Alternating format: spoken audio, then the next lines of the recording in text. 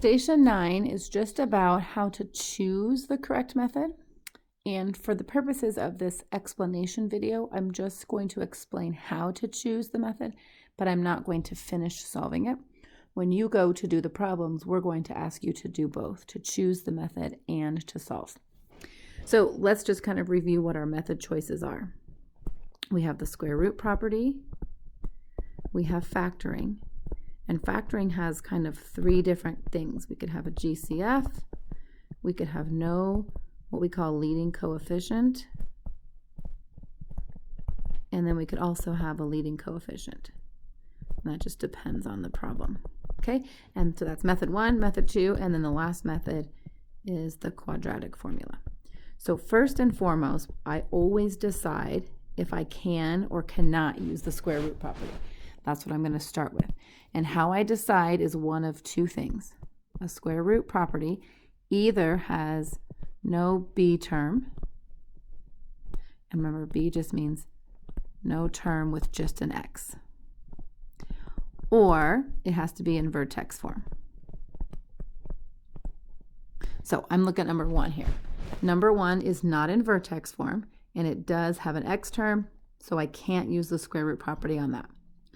Number 2, not in vertex form, and does have an x term, so I cannot use the square root property on that.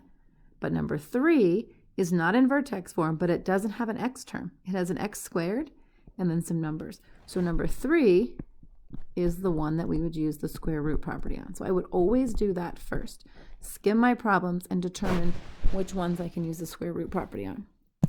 After that, there is no quick trick for how to determine if you should factor a quadratic formula.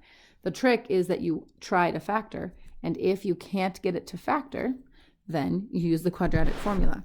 So if I were going to go back and kind of look here at number 1, my leading coefficient is 1, so that has factors of 1 and 2. And then this constant here is 20. So I've got 1 and 20, 2 and 10, and 4 and 5. So I would just, like usual, set up my parentheses. So since this has a 1 and a 2, I have a 2x and a 1x. Since my last term is negative 20, I have to have 1 positive and 1 negative. And then I'm trying to get a 3 in the middle. So I'm going to run through my options here, and I think I'm going to start with 4 and 5. So there's a 4 here and a 5 here. That gives me negative 8 and positive 5, which would give me negative 3. So that means I have my signs backwards. So I need this to be a plus and a minus. So basically it goes like this. Because I was able to factor, this is factoring. Okay?